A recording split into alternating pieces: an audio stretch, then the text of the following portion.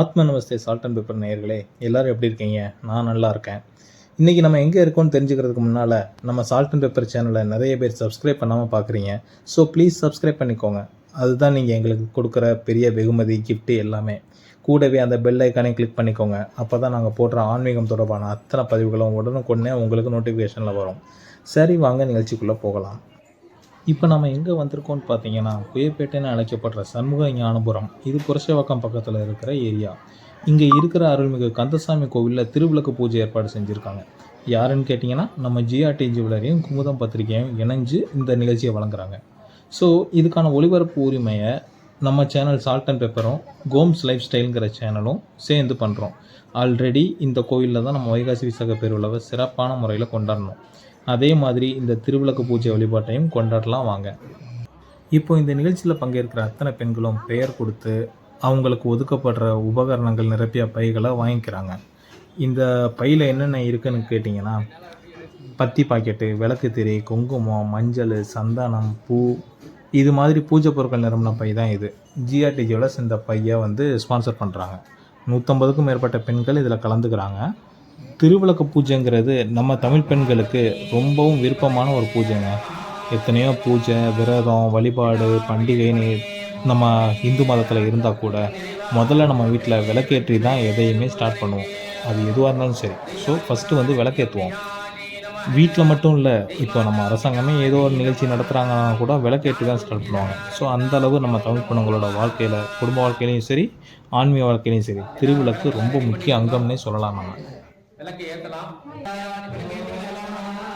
நம்ம ஆவலோடு எதிர்பார்த்த திருவிளக்கு பூஜை இப்போ ஸ்டார்ட் ஆகுது. ஸ்ரீ பரணிதர சிவாச்சாரியார் அவர்கள் திருவிளக்கு ஏற்றி ஆரம்பித்து வைக்கிறாங்க. பழனி ஆண்டவன் சன்னதி முன்னால் அத்தனை பக்தருக்கும் அவங்க வீட்டிலேருந்து கொண்டு வந்திருந்த திருவிளக்கில் விளக்கேற்றிக்கிறாங்க.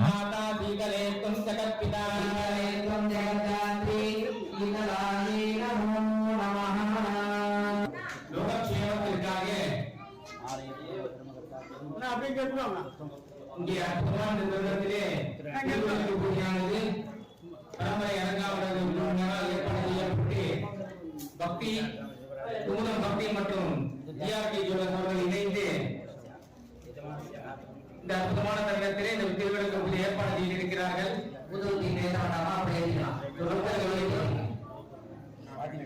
மற்றும் கோபுரம் மஞ்சள்பூர் குடும்பங்களை எல்லாம் ஒன்று சேர்த்து நம்ம ஆலயத்திலே அப்படின்னு பிரார்த்தனை பண்ணிட்டு இப்பொழுது திருவிளக்கு பூஜை ஆரம்பமாக இருக்கிறது. வெற்றி வேல் முருகனுக்கு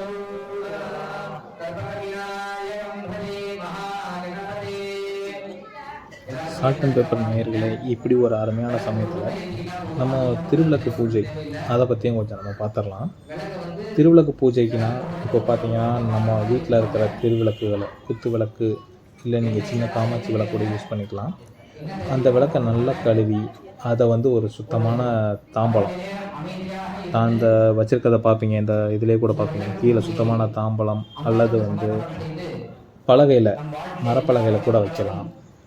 உடஞ்ச கீறல் விழுந்த விளக்கு அதெல்லாம் பயன்படுத்தக்கூடாது. நீங்கள் விளக்குகளை விளக்கும் போது கூட அதில் ரொம்ப கடினமான துகள்கள் எதுவும் பட்டுச்சுன்னா அதில் கீறல் விழுந்துடும். அதனால் அதெல்லாம் நீங்கள் ரொம்ப கவனமாக இருக்கணும். நீங்கள் திருவிளக்குக்கு பூஜைக்கு யூஸ் பண்ணக்கூடிய விளக்கு பார்த்தீங்கன்னா,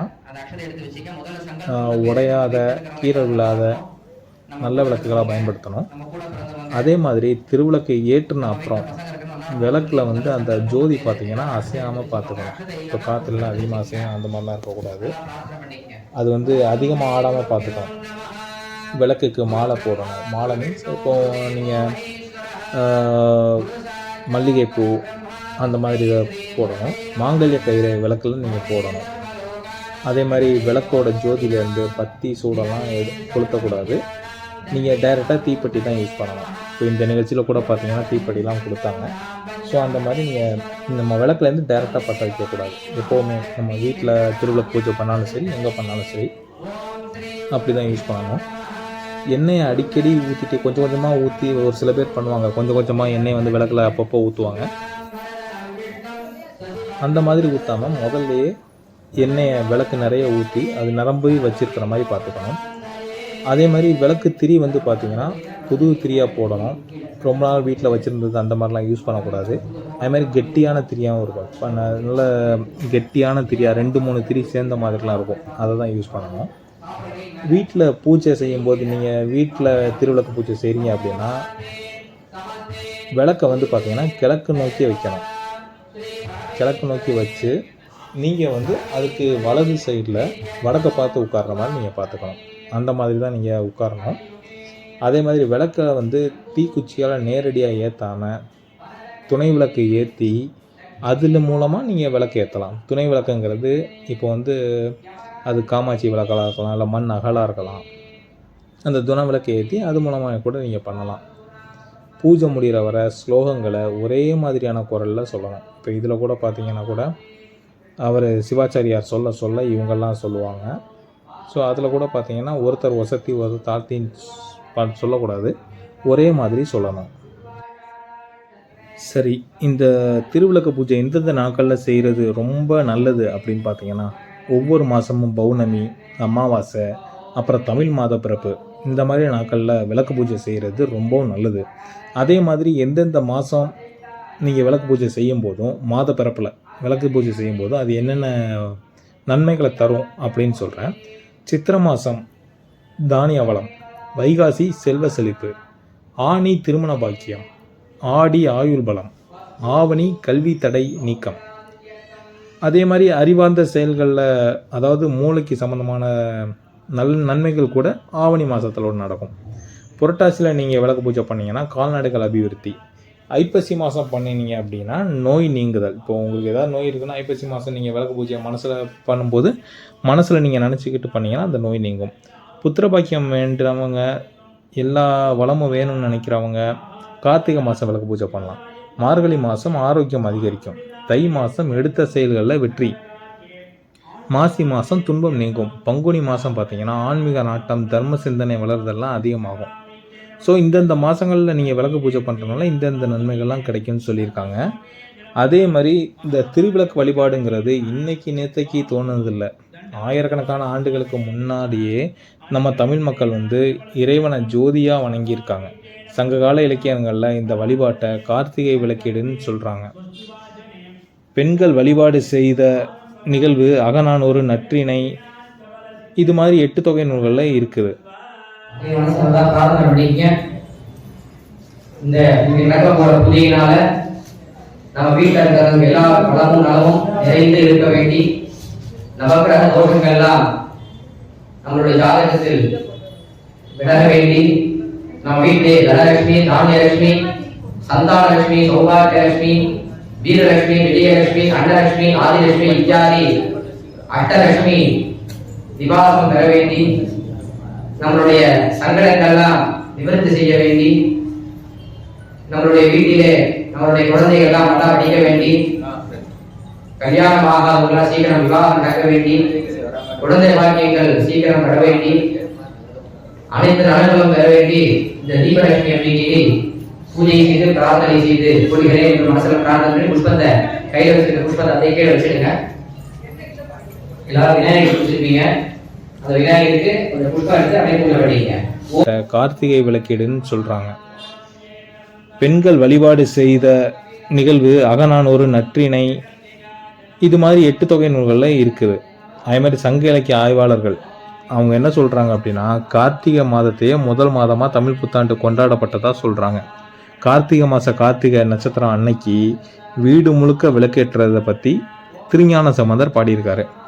மயிலாப்பூரில் தனக்கு நிச்சயம் செய்த பூம்பாவை என்ற பெண் திடீர்னு மரணம் அடையும் போது அவங்களோட விளக்கீடு காணாத போதையே பூம்பாவாய் என்று பாடுவதிலிருந்து இந்த விழாவோட மேன்மையை நம்ம அறியலாம்.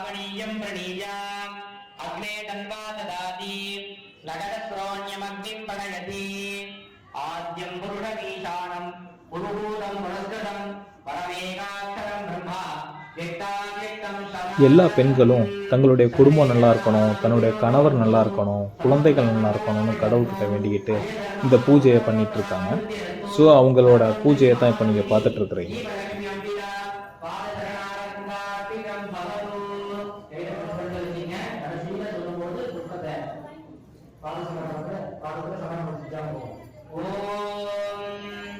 ஓம்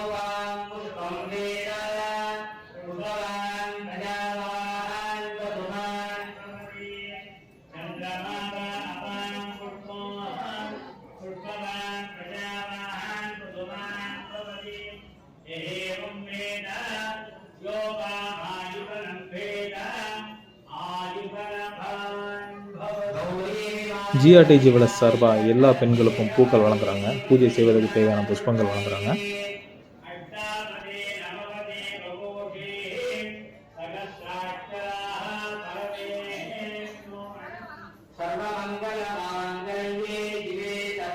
திருவிளக்கு ஏற்றுறதுக்கு முன்னாடி அந்த திருவிளக்குக்கு சந்தனம் குங்குமம் இட வேணுங்கிறது நியதி. விளக்கோட 8 பாகத்தில் பொட்டு வைக்கணும். அது என்ன அப்படின்னா உச்சி, விளக்கோட உச்சி, அப்புறம் விளக்கோட 5 முகங்கள், தீப ஸ்தம்பம், தீபத்தோட பாதம், இது எல்லாமே அந்த 8 இடம். அந்த 8 இடத்துல பொட்டு வைக்கும்போது ஆதிலட்சுமி, சந்தானலட்சுமி, வித்யாலட்சுமி, தனலட்சுமி, தானியலட்சுமி, கஜலட்சுமி, வீரலட்சுமி, விஜயலட்சுமி இவங்கள மனசில் நினச்சிக்கிட்டு பொட்டு வைக்கணும். இதனால் நம்ம வீட்டில் ஐஸ்வர்யம் பெருகும். 8 பொட்டுகள் வைப்பதற்கு தத்துவ ரீதியாகவும் ஒரு காரணம் சொல்லுவாங்க. என்ன அப்படின்னா நிலம், நீர், காற்று, நெருப்பு, ஆகாயம், இந்த 5 பஞ்சபூதங்கள், சூரியன், சந்திரன், இது மாதிரி கண்கண்ட தெய்வங்கள், ஆத்மா என்னும் உயிர் தத்துவம், இது எல்லாம் சேர்ந்து தான் அந்த 8 பொட்டையும் குறிக்குது. அதனால தான் 8 பொட்டு வைக்க சொல்கிறாங்க.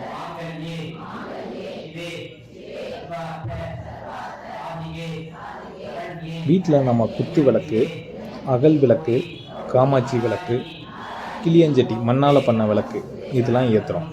இது எல்லாத்துலேயும் வசந்தது அப்படின்னா சர விளக்குன்னு சொல்லுவாங்க. அதுதான். அதே மாதிரி நெய் தீபம் ஏற்றினா வருமானம் அதிகரிக்கும், கடன் தீரும். 5 முகம் கொண்ட குத்து விளக்கு ஏற்றினா திருமண தடை நீங்கும், குடும்ப ஒற்றுமை நிலைக்கும். அதே மாதிரி செடி விளக்கு ஏற்றணும் அப்படின்னா குடும்பம் முழுசுக்கும், மொத்த குடும்பத்துக்கும் நோய் நீங்கும். உங்கள் குழந்தைங்களும் சரி, பேரம்பேத்தியும் சரி நல்லா படித்து நல்ல நிலைக்கு வருவாங்க. ஆக இது எல்லாமே குறிப்பிட்ட சில பலனை தான் தருது. என்ன தான் பொருளும் பணமும் இருந்தாலும் மன நிம்மதி தானே முக்கியம்.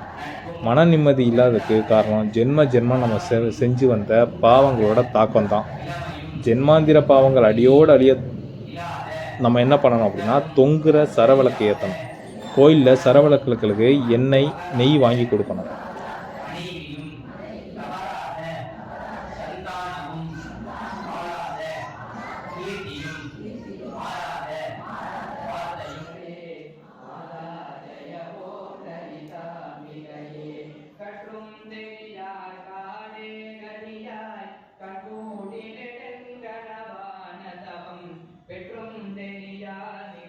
சரி, எந்தெந்த எண்ணெய் ஊற்றி விளக்கு பொருத்தணும் அப்படின்னா என்னென்ன பலன்கள் அப்படின்னு சொல்லிட்டு ஒரு ஷார்ட்ஸ் வீடியோ போட்டிருக்கேன்.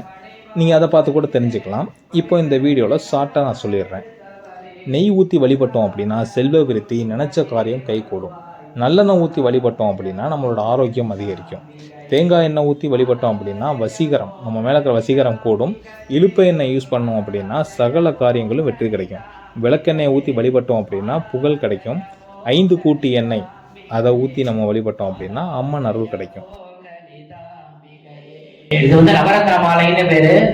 ஒரு 9 விதமான நவரத்ன மாலையா வரும். நீங்க கூட சொன்னீங்கன்னாக்கா தான் அடுத்தது போன அடுத்த ஜிஆர்டி போய் வாங்கி கொடுத்துருவாரு. நவரத்ன மாலை எல்லாம் வைரம், வைடூரியம் நாங்கெல்லாம் வாங்கி கொடுத்துருவாரு. அதனால கூடவே சொன்னீங்கன்னாக்கா உடனே உங்களுக்கு கிடைச்சிடும், நாளையே போயிடலாம். மூட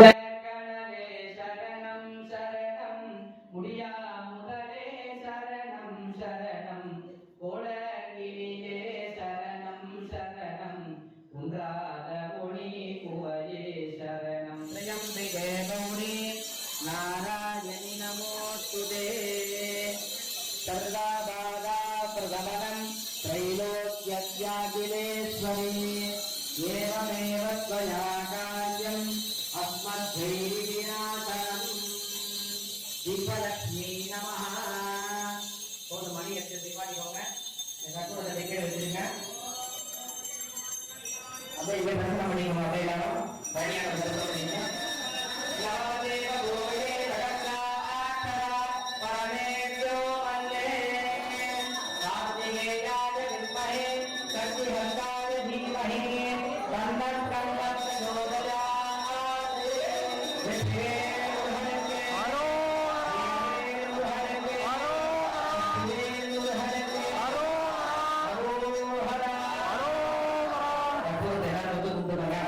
நீங்க